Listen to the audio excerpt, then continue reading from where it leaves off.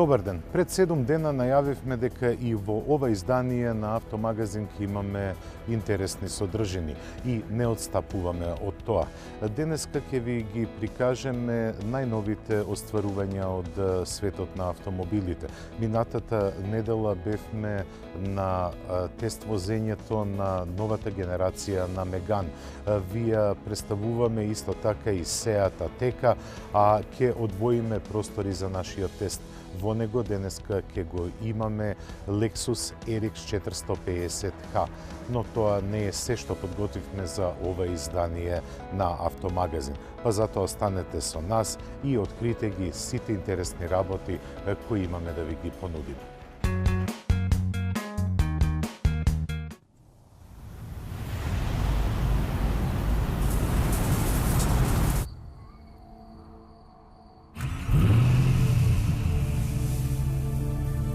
Peugeot 2008. Авантура која трае.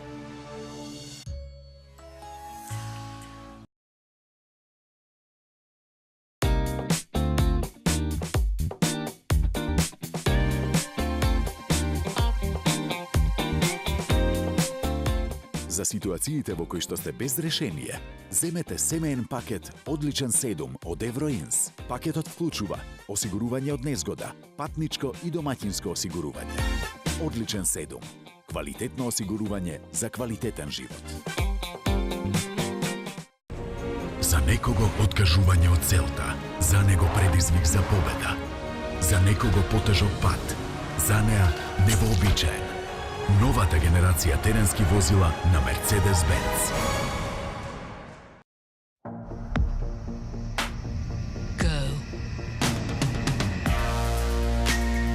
Go with the wave.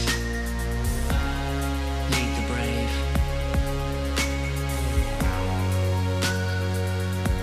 Go bold. Go strong. Go to oceans where no one's gone.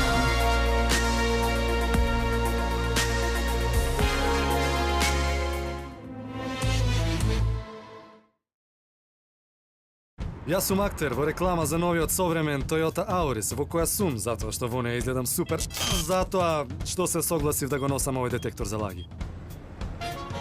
И веруете, многу е удобен при возењето и економичен и лесен за управување. Значи, можам стварно да мислам обично на филозофија, концерти, спорт, море на првата соседка Сандра.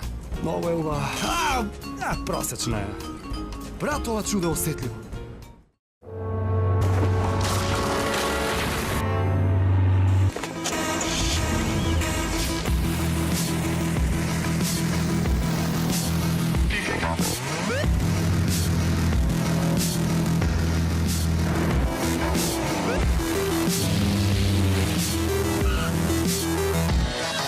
Новото Ford Mondeo со динамични предни LED светла. Прогласено за автомобил на годината во Македонија. Првата беше обична, втората е наречена шапката на Дегол, третата аморфна, а четвртата ќе биде среќа за Рено Меган. Новата генерација на Меган го покажува сето искуство на Рено како марка. За прв пат во оваа класа по многу децении Рено има вистински атрактивен модел. Четвртата генерација на Меган не само што тоа ќе го потврди, ќе се обиде исто така да постигне и големи резултати во продажбата. Дали ќе успее против германските ривали ќе покаже времето, но за почеток ги има сите предуслови.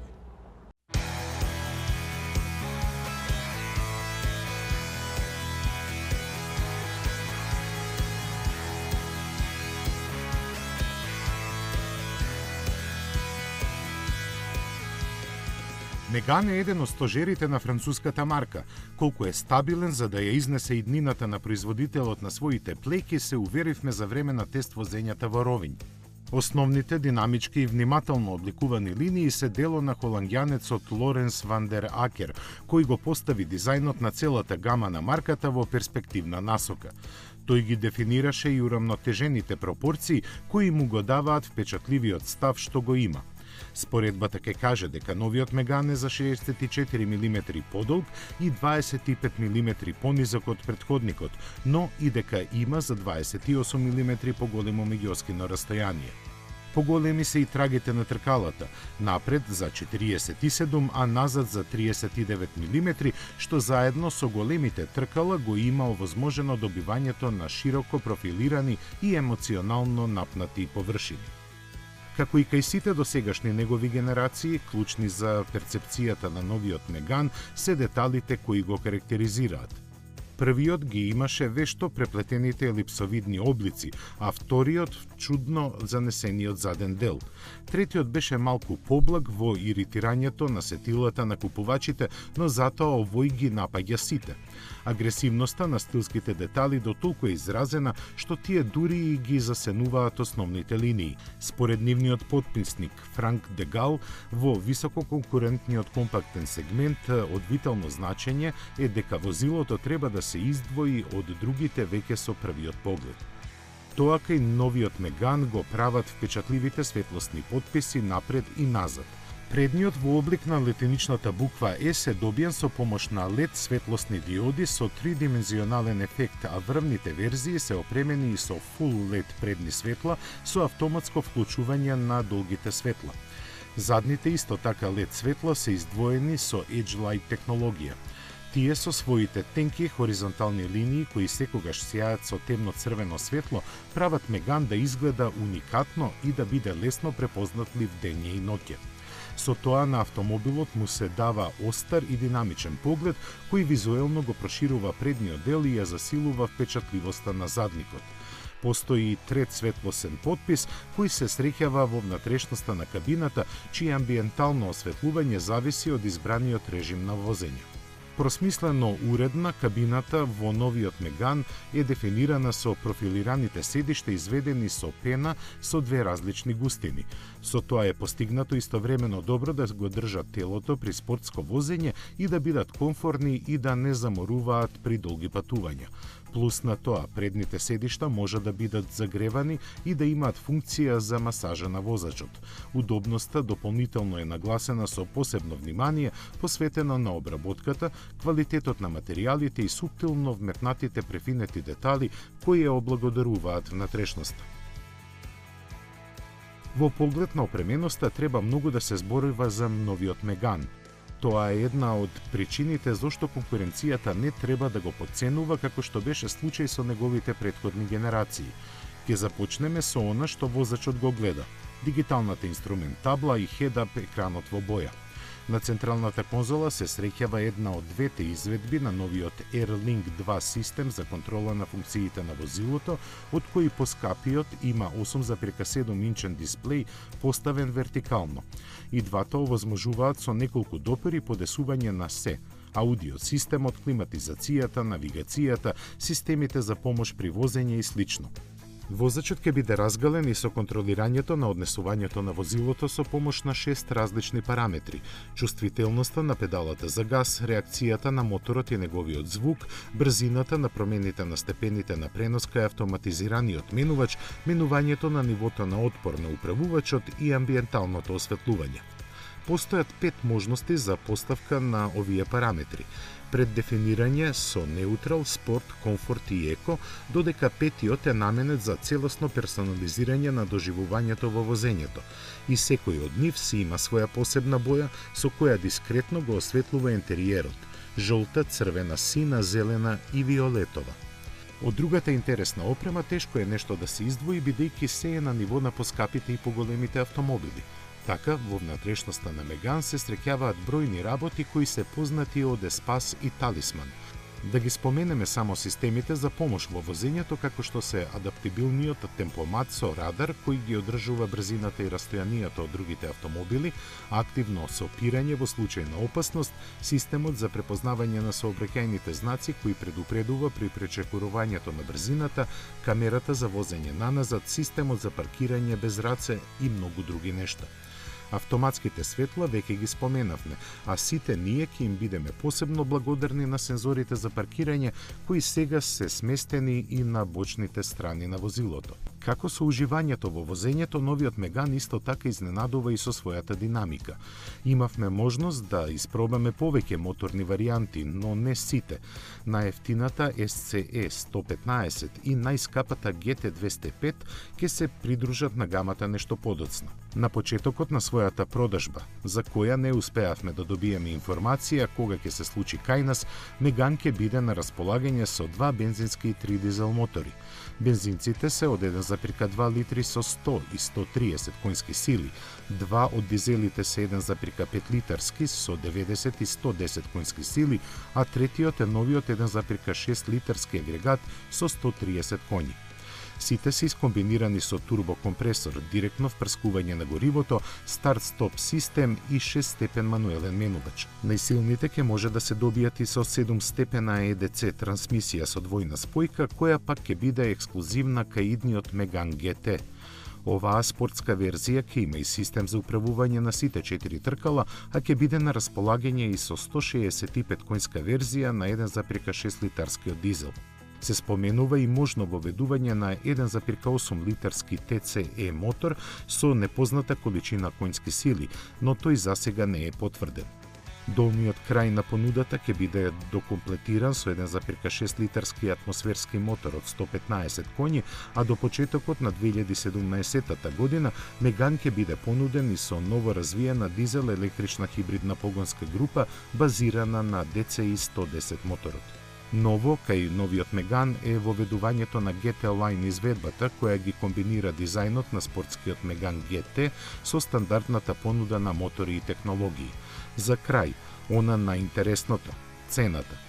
Таа засега е позната во Европа и дел од земјите од окружувањето, но не и кај нас. Од бројките што ги слушнавме, кои се за 3 до 7.000 евра пониски од оние во Франција, за неа можеме да кажеме дека само ќе биде многу интересна. Верувајте ни на зборот.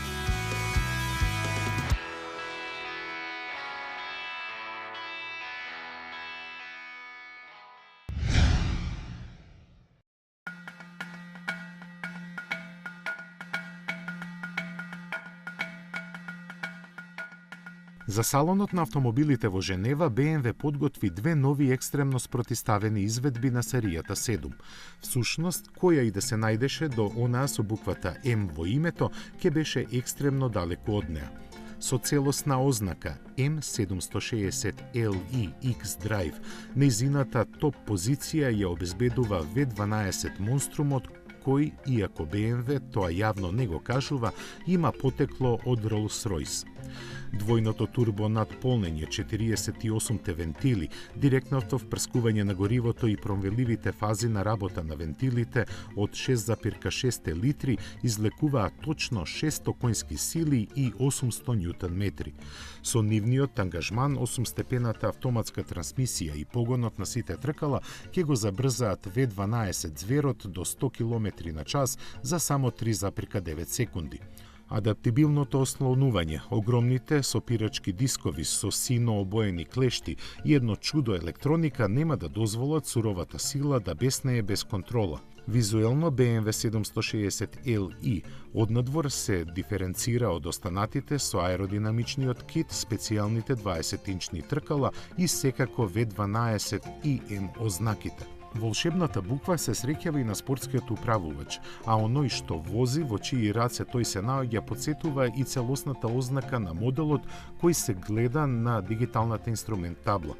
Патем кажано, последната буква на неа е 330, иако електрониката нема да дозволи повеќе од 250 км на час. За надминување на овој проблем на ентузијастите им се понуди опционалниот M-Driver пакет со чија помош BMW M760 Li слободно ќе се растрча до 305 км на час. Заради самата природа на серијата 7 скоро и да се изостануваат стандардните зафати околу тунирањето на подвозјето што експертите на МГМБХ ги преземаат од другите модели, но рака на срце, тоа и не е потребно. Тоа е причината што некои сметаат дека закачувањето на буквата М на вака подготвената серија 7 е срам за перформансното оделение на баварската марка, но тоа сигурно не се купувачите на новиот M760 Li. Тие за него веќе ги подготвија куферите со пари, иако се уште не му ја знаат цената. Неа и другите технички детали BMW ќе ги каже идниот месец кога ќе му започне продажбата. Од бројките за него сега ни кажа и дека со помош на старт-стоп системот просечно ќе троши 12,6 литри на 100 км, ако верувате во тоа. Втората нова изведба на серијата 7 е сушта спротивност. Однадвор виртуелно иста како и стандардниот модел, под лимот таа крие ново развиена плагин технологија. Електрозасилувањето на бензинскиот 4-цилиндричен твин турбо мотор резултираше со вкупно 326 конски сили, кои заеднички ќе забрзаат до 100 км на час за 5,5 секунди. Но, како BMW 740e е наменет за економично возење, тој во електричен режим може да помине 40 км со струја, што ја складира во батериите од 9,2 кWh. За нивно полнење на домашна електрична мрежа ќе бидат потребни околу 4 часа, а со специјален полнач нешто помалку од 3. Според спецификациите, хибридниот BMW 740e на 100 км просечно ќе троши само 2,1 литар гориво, а ќе емитува 49 грама јаглерод диоксид. На располагање ќе биде од јули годинава со 2 меѓуоскини растојанија. По долгата изведба ќе може да се добие со погон само на задните или на сите 4 тркала. Со лансирањето на хибридната верзија на серијата 7, BMW најави креирање на уште еден свој суб-бренд со ознака iPerformance. Тој ќе ги обединува сите хибридни модели на баварската марка.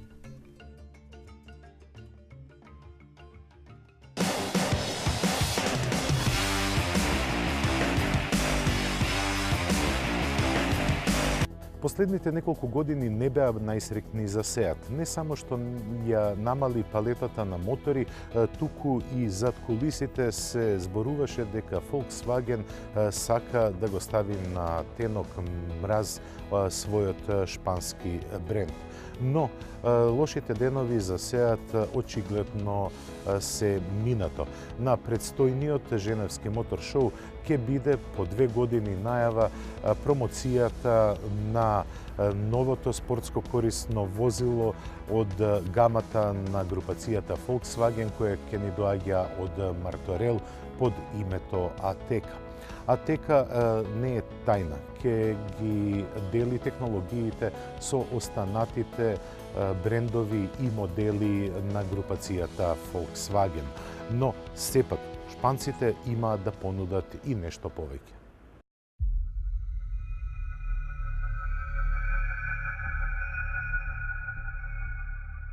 Ова е, драги мои, финалната верзија на долго очекуваното и желно посакуваното спортско корисно возило на Seat. Одамна беше кога шпанците изразија желба за него, која остана неуслишена. Се досега. Ова е Seat Ateca, моделот кој го менува правецот по кој ќе се движи иднината на марката. Ни изгледа малку чудно, оти не сме навикнале да ги гледаме возилата на Seat во вакво кросовер издание, но тоа може само да му помогне полесно да се пробие помеѓу конкурентските редови.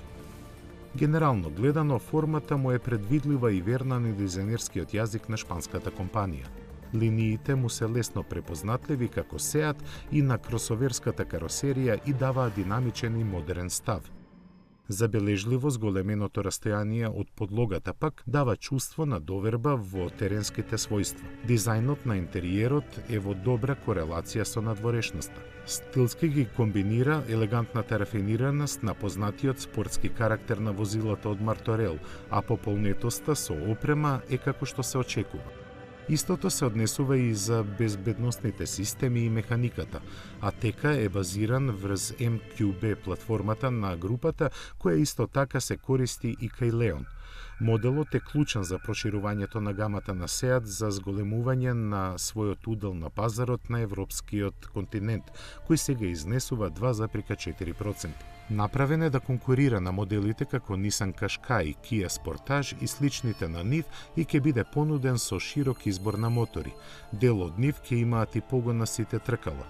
Некого може би ќе изненади тоа што основен мотор е 1 литарскиот турбобензинец со 115 коњи. Следат 1,4 литарскиот TSI со деактивација на цилиндрите со 150 конски сили и 3 дизела од 1,6 и 2 литри со 115, 150 и 190 конски сили. 6-степената мануелна трансмисија е стандардна, а опцијата со 7-степен DSG менувач достапна кај поскапите модели. Сличностите со Леон продолжуваат со должината од 4,36 метри, ширината од 1,84 и меѓуоскиното растојание од 2,64 метри. Висината на атека е задржана на 1,6 метри, а во багажникот има место за раскошни 510 литри во верзијата со погон само на предните тркала, односно 485 литри кај 4x4 изведбата. Првото спортско корисно возило со знакот на Сеат премиерно пред пошироката јавност ќе истапи на салонот на автомобилите во Женева, каде ќе ги покаже своите атрибути. Картите веќе се фрлени, долгогодишните желби услишени, а чекањето и неизвестноста завршуваат. Сеат Атека е пионерот кој ќе ја поведе шпанската марка низ нејзиниот нов живот и прв од трите кросовери најавени под знакот на Сеат. Едниот од нив ќе биде колку Ибица, а другиот поголем од Атека, најверојатно со 7 седишта. Наред се купувачите на кои ќе им биде достапен од септември. Колку за информација, Атека е град во провинцијата Сарагоса во северна Шпанија.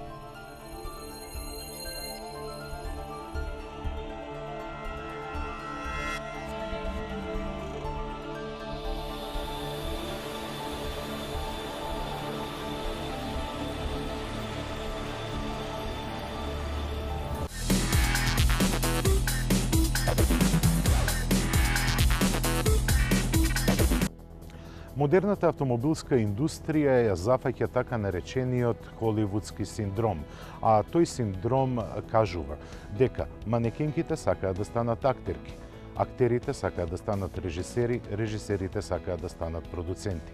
Во кратко, тука е многу кажано. Пред се тоа се однесува на сегментот на луксузните спортско корисни возила, каде припаѓа и денешното возило кое го имаме на тест. Lexus RX 450H не само што е пионер во хибридната технологија во овој сегмент, туку тој сака да се наметне на врвот на сегментот што се однесува до цената, потоа опременоста, но и перформансите. За разлика од неговите конкуренти кои се Porsche Cayenne, потоа Mercedes GLE, како и BMW X5, Lexus нуди извонредно високо ниво на опременост за далеку пониска цена. Цената на денешното тестирано возило е околу 79.000 евра, а во неа се содржани многу елементи на висок луксус. Исто така, за разлика од неговите конкуренти кои ги форсираат дизел моторите, Lexus има бензински V6 мотор кој заедно со хибридната технологија испорачува околу 300 конски сили. Но тие 300 конски сили се доволни не само за љути перформанси, туку и за економичност. Со хибридната технологија, за разлика од неговите конкуренти, Lexus RX 450H емитува 154 грама на километар CO2, што е помалку од споменатата конкуренција. Но квалитетите на Lexus не се концентрирани само на екологијата. Lexus RX 450H покажува дека спортско корисните возила, особено Lexus, знае да биде врвно луксузен. Па, за почеток на тестот да погледнеме што се нуди во неговиот интериер.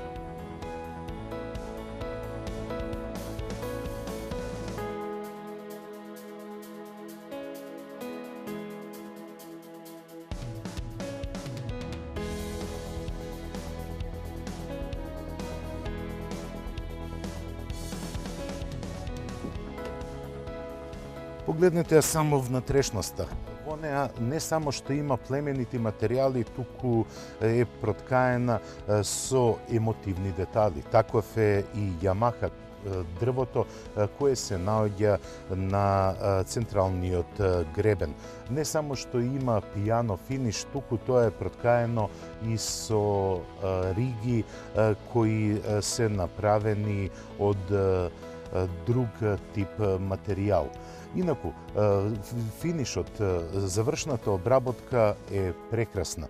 Морам да го пофалам големиот TFT екран на врвот на централната конзола, на кој многу јасно се отчитуваат сите параметри, па дури е погоден и за гледање телевизија. Во кабината престојот е извонредно комотен и луксузен. Тоа ви дава едно посебно чувство кога се наоѓате зад управувачот на RX 450H. Но да ги видиме неговите возни својства.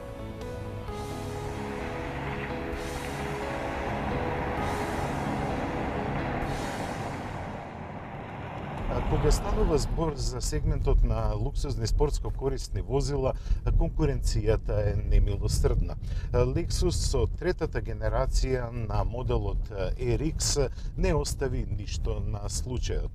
Од имидж на доверливи, долго издржливи, но досадни автомобили, со новата генерација на RX Lexus покажува дека спортско корисните возила на овој јапонски луксузен производител може да бидат и емотивни. Тоа не го покажува само надворешниот изглед, туку и интериерот. Но кога станува збор за емоциите, за секој возач битни се и возните својства. Во луксузниот сегмент има многу марки со извонредно висок имидж и звучни имиња. Па затоа Lexus мораше да промени уште некои работи што се однесува до механиката. Со зголеменото меѓуоскино расстојание од 25 мм, сега лежењето на каросеријата на патот е многу подобро. Со додавањето на овие 25 мм, Lexus реши неколку проблеми. Не само на подуправливоста која се јавуваше при динамично возење со претходната генерација, туку и со удобството. Во кабината, покрај големиот луксус, ке повторам, се чувствува како да се возите на вода. Амортизацијата извонредно ги абсорбира сите лоши ефекти на нерамни патишта, како што сега го возиме овој модел. За емоциите, кога станува збор, многу битна е и механиката, а таа во Lexus е доведена на повисоко ниво. Не само што одговорот на управувачот, како и на погонот се поагилни, така и реакциите на бензинскиот мотор, V6 мотор, се многу подинамични. Тој во спрега со двата електромотори, едниот се наоѓа на предниот дел, а другиот на задниот дел на каросеријата и задолжен е за погонот на задните тркала, дава перформанса која се мери со 297 коњски сили, но и пристојно забрзување. Таа сила е доволна да се совлада спринтот од стоечка позиција до 100 км на час за 8,7 секунди. Со овој параметар Lexus RX 450H не може да се мери со своите конкуренти, бидејќи тие го совладуваат овој спринт дури и за секунда и пол помалку. Но предноста на Lexus доаѓа до израз кога се вози еколошки. Еколошкото возење налага да се има полесно притискање на педалата за забрзување. Со тоа не само што се штеди горивото, туку и има и помала емисија на штетни издувни гасови. Тука Lexus успеа да биде пред конкуренцијата, односно да достигне параметар од 154 грама на 1 километар. Па може лесно да се заклучи дека Lexus RX 450H не е за оние кои сакаат да ги совладуваат брзините. Lexus 450H е скроен за луѓе со висока еколошка свест и со истенчени манири на дизајн. Кога се однесува на возењето, јас на тестот поминав неколку стотини километри, но сакав брзо да го возам Lexus само колку да видам колку може да постигне максимална брзина. Но тоа не е императив во овој автомобил. Со неговата хибридна технологија јас успеав да ја доведам потрошувачката во градски услови на возење на просечни 8,1 литар, а додека на автопат таа потрошувачка ја зголемив за 1,5 литар. Удобството и економичноста не се единствените манири на Lexus RX 450H. Тој исто има и подесување на однесувањето на самото возило, не само на каросеријата, туку и на моторот. Во нормален модус на возење тој е класичен хибрид, но со префрлувањето во двата дополнителни модуса, Спорт и Спорт Плюс, оваа јагне се претвора во волк. Самата реакција на V6 моторот е многу поагилна, а хибридниот систем нон-стоп пумпа струја во електромоторите и тогаш перформансата, но и однесувањето на каросеријата може да се каже дека се на вистински спортски. Цената на тестираниот модел мене ме изненади. Вака високо ниво на опременост и племенита изработка со извонредна прецизност која е типична за британските марки може да се добие за 79.000 евра. Со оваа цена има предност дури од 15.000 евра во однос на конкуренцијата. Јас не би сакал да навлегувам во вкусовите и афинитетите на возачите. Се разбира, за своји пари секој може да си одбере што сака. Кога јас би имал буџет за луксузно возило и тоа би решил да биде спортско корисно возило, тогаш би размислувал рационално. А рационалното размислување би го зачинил со малку емоции. А кога ќе го измиксате сето тоа и ќе направите еден коктел од парите што треба да ги одвоите за возилото и емоциите, тогаш мојата одлука би паднала на RX 450H. Јас не можам да ви го пренесам чувството на слушање на музика во RX со системот Марк Ливајнсон, но можам да кажам дека тоа е едно извонредно доживување. И што забележав, а и тоа оди во прилог на Lexus RX, во овие 4-5 дена колку што го возев Lexus RX, забележав дека многу учесници во сообраќајот го загледуваат завидливо. И не само од обичните марки, туку и собствениците на неговите конкурентски марки. Тие едноставно го загледуваа Lexus RX со чудење, но и со мала доза на завист. А тоа, покрај заштедените 15.000 евра во однос на нив, е доволен аргумент да се одлучи човек токму на RX 450H.